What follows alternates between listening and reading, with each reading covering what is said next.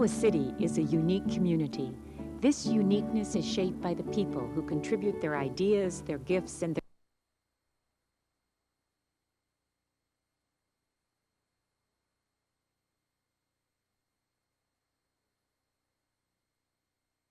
contributions have been valuable, their lives creative and full. What brought them here? Who influenced them? What contributions have pleased them the most? These and other questions will be explored during this series of interviews entitled, Tell Me Your Story.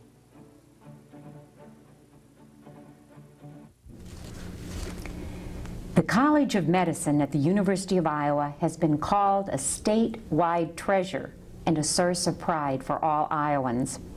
Presiding over this treasure for over 21 years has been Dr. Jack Eckstein. Retiring from the deanship in 1991, Dr. Eckstein has left a legacy of quality programs, an exceptionally fine faculty, and fair-handed leadership. Under Dr. Eckstein's guidance, the college was recognized as one of the world's preeminent centers of biomedical research and medical training. His career, spanning several decades, has included work in science, research, teaching, administration, and leadership roles in national and state medical organizations. In 1989, the new research facility was named in his honor. It's called the Eckstein Medical Research Building. A member of innumerable organizations and committees, Dr. Eckstein has received many honors over the years. I'm only going to mention a few. The American Heart Association awarded him the Gold Heart Award and the Award of Merit. He served as their national president in 1979. The Iowa Medical Society honored him also with an Award of Merit. And in December of 1991, he was named the recipient of the AMA's Distinguished Service Award. Dr. Eckstein was born in Central City, Iowa on November 23, 1923, raised in nearby Ryan, graduated from Loras College in 1946, and received his MD degree at the University of Iowa in 1950. A veteran of the U.S. Army Air Corps in World War II, he and his wife Jean have raised 5 children in Iowa City: John, Charles, Ann, Thomas, and Steve. And I think they have 8 grandchildren. Is that right? That's right. Welcome to Tell Me Your Story. Well, thank you. Your story begins, like I said, in Central City, Iowa in 1923. Tell me a little bit about your parents. Well, my father was a country doctor, and my mother was a school teacher, and they worked very hard.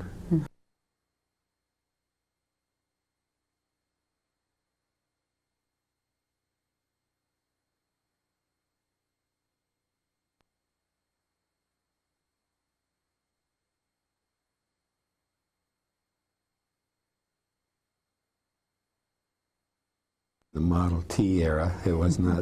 It was later than the horse and buggy doctors. So he was the doctor for Central City in the area in the around? area, a large area around Central City, and it was a kind of a happy place. I don't remember much about it except all that reading. Well, tell me, when you were following your father around and writing with him, did you think that you too were going to be a physician someday? I think I probably did. It's hard to remember when I decided I wanted to be a physician, but I'm sure all that, and his interactions with people, he was so happy with what he was doing that I seem to remember wishing that I could do the same things. You told me, we were chatting before the interview, a wonderful story about your, well, it was a sad story, tragic story about your father's grandfather, that he came over from a part that was used to be Denmark. Schleswig, Holstein. And came here and ended up in the Civil War. He was an immigrant, and he had been to Wisconsin, and within 6 months he he died in a battle in someplace in Virginia, and my grandfather was 3 years old at that time. So your father grew up in Wisconsin? Yes. And then came to Iowa to practice medicine? Well, he grew up in Wisconsin, went to University of Wisconsin, Northwestern in World War I, and then, following World War I, came to Iowa.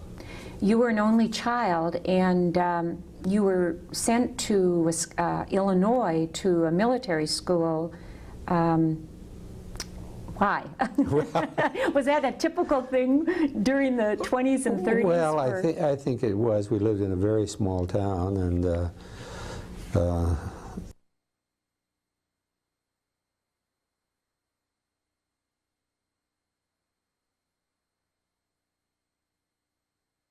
quite a few people went to college preparatory schools, not necessarily from my own town, but a number of towns, small towns in the area. And while you were away at school, your mother died. Yes. And your college, then you went off to Loras College in Dubuque after high school, but World War II interrupted. What Yes. happened? Well, Pearl Harbor Day happened, and then I seem to remember decisions that we had to make about whether to enlist or whether to be drafted and things like that, or whether to seek deferment. So, interesting story. I was talked to my father about this, and yeah, I reminded him that I wasn't very anxious to go to war, and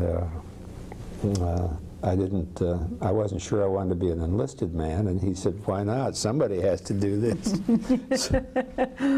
So I think I enlisted in the Air Force. Mm-hmm. And you were a navigator. And I was a navigator. Yeah. And you were gone how many years? About just under 3 years. And where were some of your missions?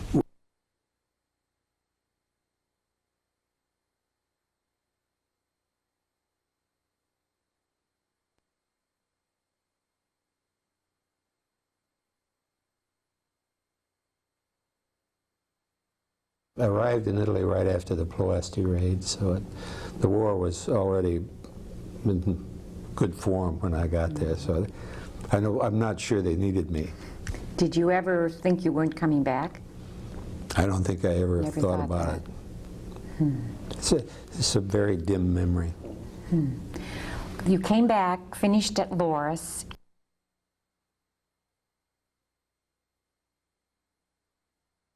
And then you were off to Letterman. Went to Letterman for an internship back in the Army again, and then decided not to, the Korean War happened. I'm a Korean veteran. Oh, you are? I didn't know that. Because I was on active duty a week before the hostilities started in Korea. So I'm technically a Korea veteran, although I was simply an intern in the Army in San Francisco. Then you came back to Iowa and did your residency in internal medicine. Yes. Then you decided to stay on and had your own lab, is that right? Well, I took a research fellowship with a man named Jim Culbertson, who had come here from Boston to head a laboratory and cardiology laboratory, early days of cardiac catheterization, and he was interested in getting people into research, and I sort of was attracted to him, and so I didn't get to be a country doctor. You didn't. You were into research at the very beginning then. Right after my residency. And this was called the hemodynamic lab? Yeah, we called it, Dr. Culbertson wanted to put a name on everything, so we had several laboratories, and we had a peripheral vascular laboratory, and we had a hemodynamic laboratory, and so on. The hemodynamic laboratory was, people worked there who were interested in blood pressure and blood flow through the vessels. People are interested in hypertension and shock and those kinds of things. So I was in the hemodynamic laboratory. So for 16 years you were doing research, teaching, clinical medicine, and then you got into administration. How did that turn of event happen? Well, I was asked if I would serve on the research committee of the Veterans Administration Hospital. And this was at a time when the university and the College of Medicine and the VA hospital were attempting to get together to a more formal relationship.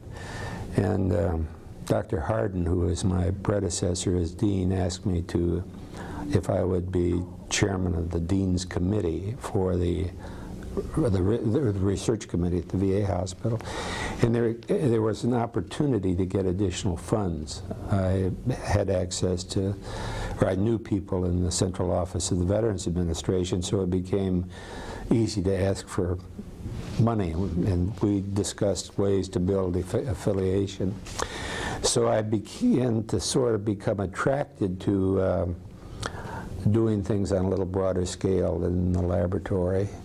And I found that it was pleasant that I could accomplish things. To go much further in the laboratory at that time, it would have been necessary to take additional fellowship training and so on, and I wasn't certain that I wanted to do all that. And so it happened. I'd been involved in organizational work with a number of outside organizations, particularly the American Heart Association, and this seemed to fit with the way my interests were evolving. So I became a candidate when the deanship became vacant. What was the climate like at the medical school when you took over in 1970? Well, it was interesting. You said that with a twinkle in your eye. No, there were. I think it was interesting and it was challenging. The medical school had done very well under Dr. Hardin, and had done well during the presidency of Howard Bowen, and Sandy Boyd had just become president. The department heads in the College of Medicine, there's always a dispute. There's always a certain element of conflict among people who have major responsibilities and have to work together. I don't know why that is, but I think at the time there were some differences of opinion about how the College of Medicine should run and be run, and how it should relate to the university. And so that was a predominant thing I remember about the climate at that time. And we didn't turn out to be such an enormous problem at all. So perhaps some of the biggest challenges you've had are having to do with staff and working together, getting the disparate personalities and... Yeah, you have to listen. If people can tell you their troubles, they're much happier. A lot of problems are solved simply by listening. It's a very, very good point. You're right. What do you consider as a dean the most important mission that you had? Listening is one, obviously, to the... I think that I tried to emphasize in a strong way the research and educational missions of the college. I don't say that, and I don't feel that I neglected other aspects of what the college does, but it was a wonderful opportunity. It was the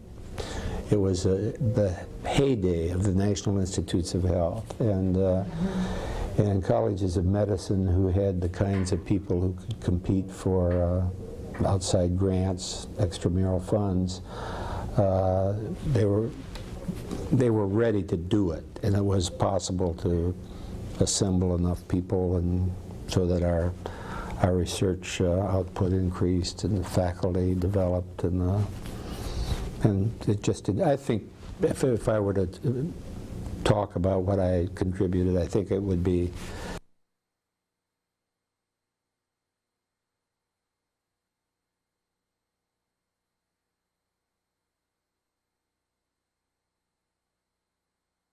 I had no specific agenda. You didn't have an agenda. I was reading some of the statistics of what happened under your guidance. The faculty increased. You started out, I read, like with about 400, and there's 690 now.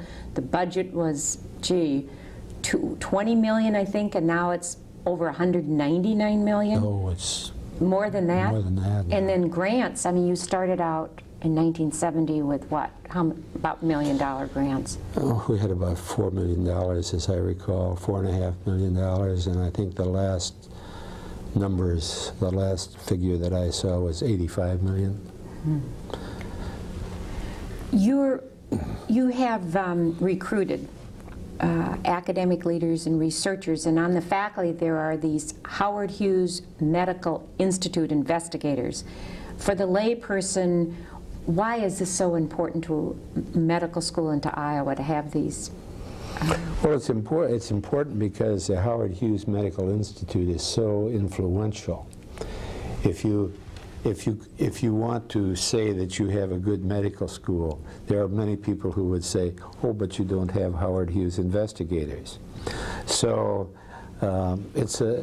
in a way, I suppose people could say you're seeking elitism and so on. It's not really that at all. It's the Howard Hughes Medical Institute invests in people in institutions where they think the environment for them to conduct their research is good. And so we're very pleased with that. Is this unusual to have it in this kind of a state medical college 3? That's quite unusual. It's unusual.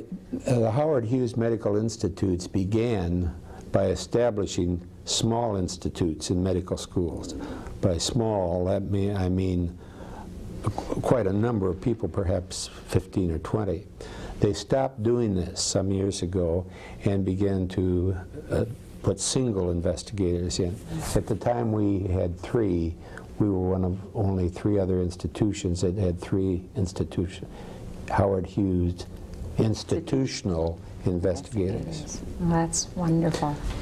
I read too that you helped spark the first family practice training program, and now about 25% of Iowa medical grads go into family practice, twice the national average.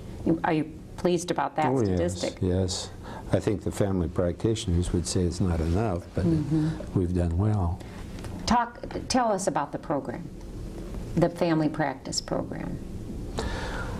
Well, it's a primary care.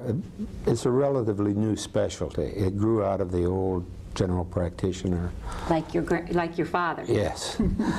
And as I remember, the first department head telling me how he viewed this new specialty, he viewed the residency program as trying to get into the heads of the residents in 3 years what it took 10 to 15 years to do for a general practitioner to get it in through experience. So, but the primary care medicine is provided by family practitioners, internists, pediatricians. Sometimes obstetricians and gynecologists are called primary care people. And you know, I think I'm a little hesitant to say more about it much more about it because it's a, you know, they're very intense about primary medicine, and it's very important. And there is a certain amount of conflict that I don't want to stir. Okay, we won't. We will make this very positive. Another program you helped establish was the College Equal Opportunity Program. What's that about? That's a program for it's sometimes called a minority program, but it was started as by the, I think the leaders were the people who were in leadership roles in the Association of American Medical Colleges.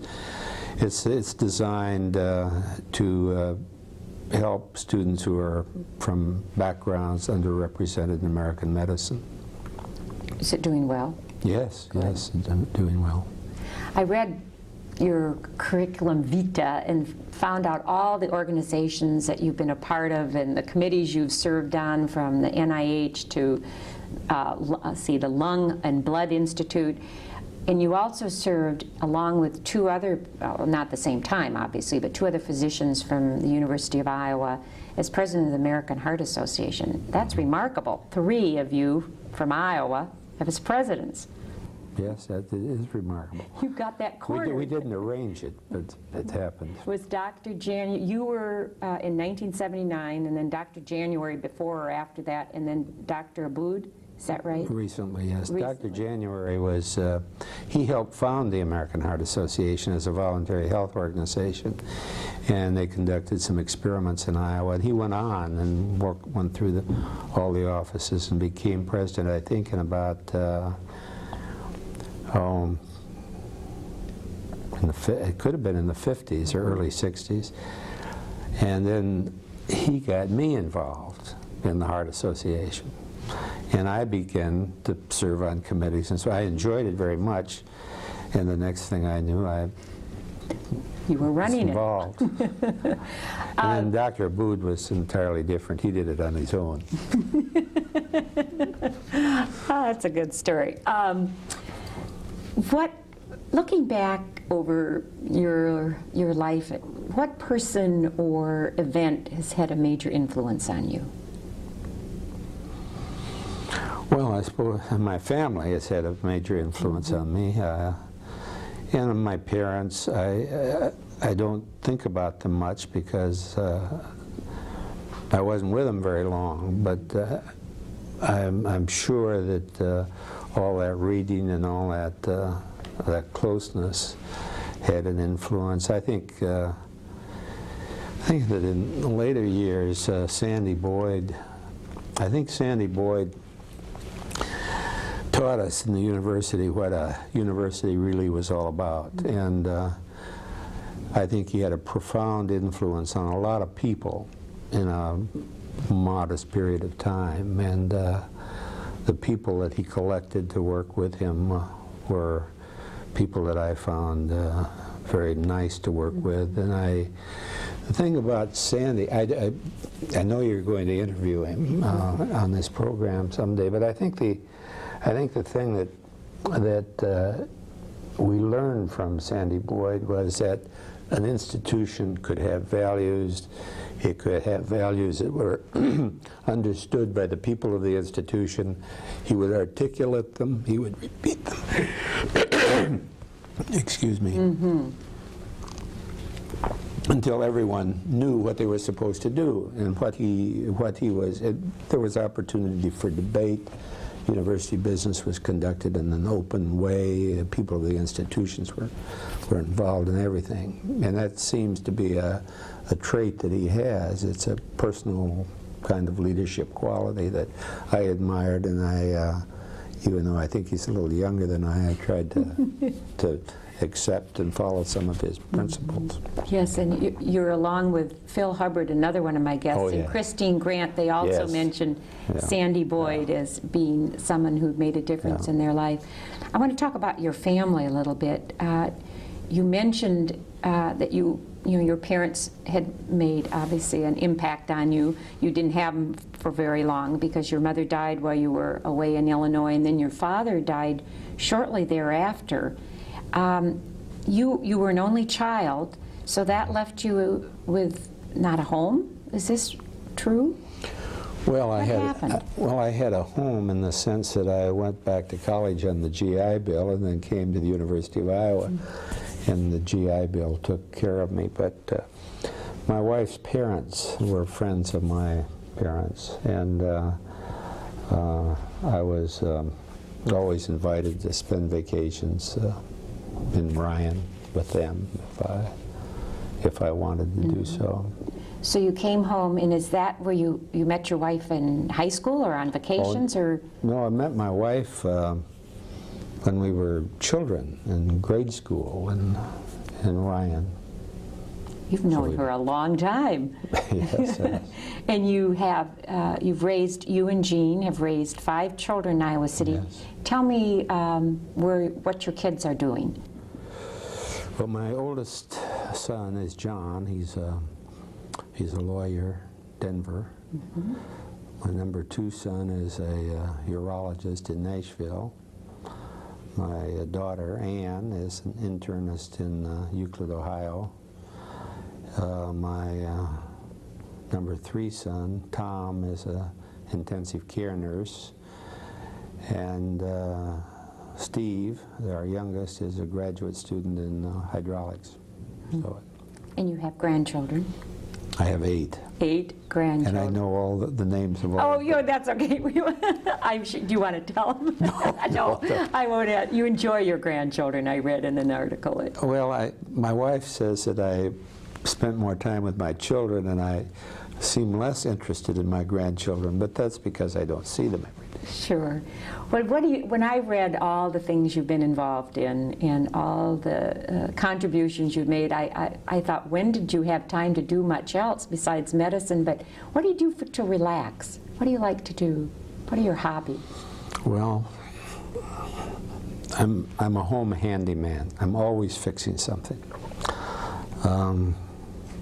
I'm not sure I'm a very good home handyman, but that's a lot of, I relax doing things like, I used to hunt, fish. In fact, I got a lot of fishing tackle as presents in my, when I left the dean's office. And I have an old fishing boat and a trailer, and I'm in the process of restoring it. It's been in a hedge for about 20 years, so I'm going to. Well, that'll be fun, especially if you like to. What are you doing next week? I have a lot of home projects I'd love you to do. So, and you enjoy sports? Spectator sports. Spectator sports. Well, good. I watch television during football season. Tell me, what are you looking forward to? I know you're involved in, are you still on the advisory committee for the NIH, and you're serving on a lot of committees? What are you looking forward to doing now? With those? Yes, with those organizations. Well, I'm involved with the Association of Academic Health Centers in a task force that's working on how science policy is developed. I'm interested in science policy, how it evolves. I'm interested in institutional values and how they're developed, and serve on a task force with the same organization in that field. I'm finishing up with some things with the Institute of Medicine, and I'm doing some things with the AMA. I've been on the governing council of their medical school section for as long as it's existed, so I have another year and then I'm done with that. It doesn't sound like you're retired. I don't know if you're going to get fishing, Dr. Eckstein. You've got to get off a few of those committees, but I hope you do if that's what you want to spend some time out there in your boat. It's been wonderful to have you as my guest. Thank you. No, thank you. It was very nice. My guest has been the nationally known Dean of the University of Iowa Medical School, Dr. Jack Eckstein. Dr. Eckstein oversaw the school's rise to national prominence in the 21 years he was dean. Words used to describe him are academic integrity, excellence, fair-handed, loyal, and selfless in his efforts to advance the College of Medicine.